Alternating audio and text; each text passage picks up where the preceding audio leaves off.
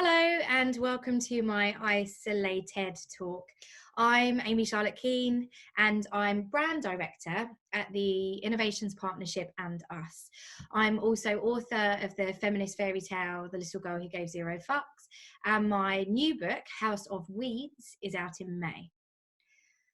I live alone, and so social distancing has gifted me a great deal of time to consider what I want to become. And obviously the cliches have been doing the rounds. So Shakespeare wrote King Lear in quarantine. Isaac Newton found gravity on his own under a tree. Victor Hugo completed Les Mis in exile, which is really impressive because I've been on lockdown for 4 weeks and I still haven't got to the end of the film. I don't get angry when people tell me I should be productive. In fact, I agree with them. I think for those of us with the luxury of brain space, we should be achieving something, bringing about a personal renaissance that sees all of us evolving into the very best version of ourselves. So after weighing up the pros and cons, I have decided to use this period constructively, and by the time lockdown is over, I will emerge an evil genius. Because evil geniuses are great, they normally have a really modern house, an amazing computer. They often have servants or sidekicks, so I doubt they ever get lonely or have to do their own washing up, and they're famous, well, infamous. But tell me what is cooler than having your own arch nemesis. So what I'm going to talk about to you today is my journey of exploration and introspection on that rocky, no doubt haunted road to becoming what I believe I was always destined to be. I'll say it again, an evil genius. But it won't be easy because a cursory glance at the Evil Genius Hall of Fame in fiction shows a lot of dudes. Thanos, the Green Goblin, Gordon Gekko in Wall Street, Voldemort, Hans Gruber, Darth Vader, many Bond villains, Lex Luthor, Hannibal Lecter, Professor Moriarty, Dr. Frankenstein is debatable. He was a knob for sure, but maybe not evil. An evil genius is thought of as an exceptional individual, a mastermind that uses their intelligence to actively do harm. If this was a normal time, I'd be spending endless nights in the local library, frantically searching the dusty shelves for inspiration, tales of darkness and unbridled brilliance. Instead, I've used the internet, which is less eerie, and that's a shame. But here's my challenge. Despite weeks of isolated research, I cannot find any female evil genius role models. I know there's villanelle, but I don't want to be active. Being an assassin, I'd imagine, involves a lot of training and psychopathy. I just want to be a regular old evil genius like Dr. Robotnik or Elon Musk. There's Kathy Bates in Misery, but she wasn't clever. There's also the Wicked Witch of the West. She was green, but again, not a genius. Actually, she was so slow, they dropped a house on her, for God's sake. Actually, there's lots of witches, women who have been banished from society for being different or having a weird laugh. The witches of the Middle Ages are actually thought to have been natural healers or wise women that the rest of society just didn't understand.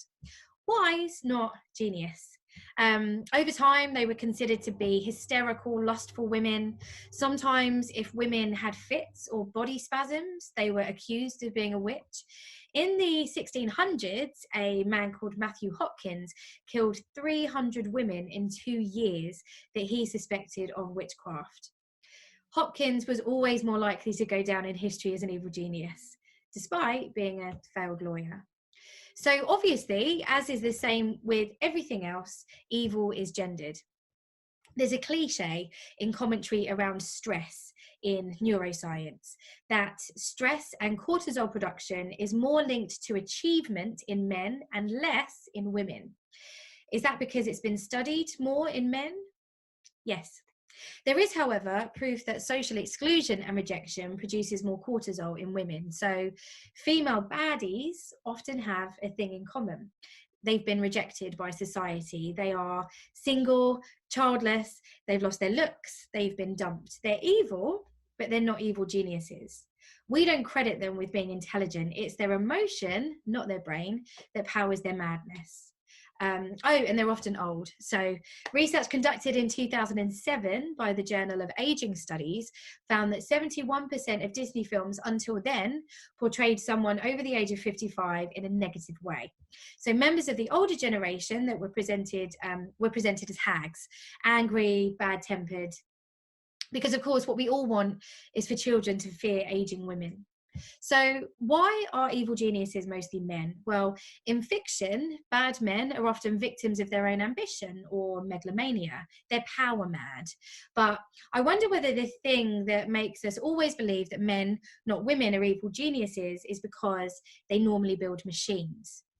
In the real world, our tech evil geniuses have being a man in common. So Zuckerberg is the ultimate real-life baddie, whereas female tech leaders like Marissa Mayer and Sheryl Sandberg have been mostly critiqued based on how long their maternity leave was, the pantsuits they wear, and the extent to which they have progressed feminism. It's been hard for them to cross that line into genius territory. So based on my research, I've worked out there's 3 things I'll need to work on in order to be an evil genius. I think I have the foundation. So I have a good degree from a great university, which means I'm clever enough. I have a background in psychology, which means I can play mind games. I live on a boat, which makes me kind of like a pirate, but there's some pretty big elements I need to improve on. Number 1, did the one wrong. Number 1, my evilness. The fact is, men are more likely to murder. In the US, they commit 7 times more murders than women. They murder women, they also murder men. They actually murder more men, but the number of women being murdered in the UK is going up. So anyway, it's the evil part that men are really good at. Dolores Umbridge from Harry Potter is quite evil, but mostly she's just really passive aggressive. So why are men better at being evil? Well, let's go back to stress. According to the University of Southern California, when men are stressed, they are more likely to disconnect from the emotional part of their brain, the amygdala. It seems that when women are stressed, social and emotional areas of the brain go on alert, perhaps reflecting a tendency to reach out or ask if someone's okay. Men, on the other hand, are statistically more likely to disengage. I will make no comment here. Number 2. I need elaborate plans. There's a phrase that I really like. Complexity is clever to stupid people.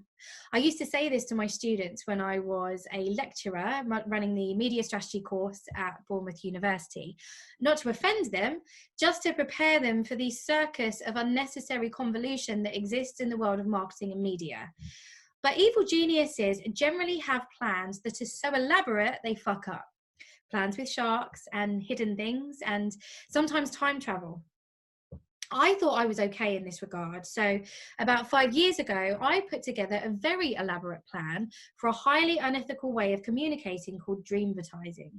I spent a long time working out how using EEG headsets, it was entirely possible to infiltrate a sleeping human's dreams with marketing messages, thus invading the one remaining sacred space consumers have.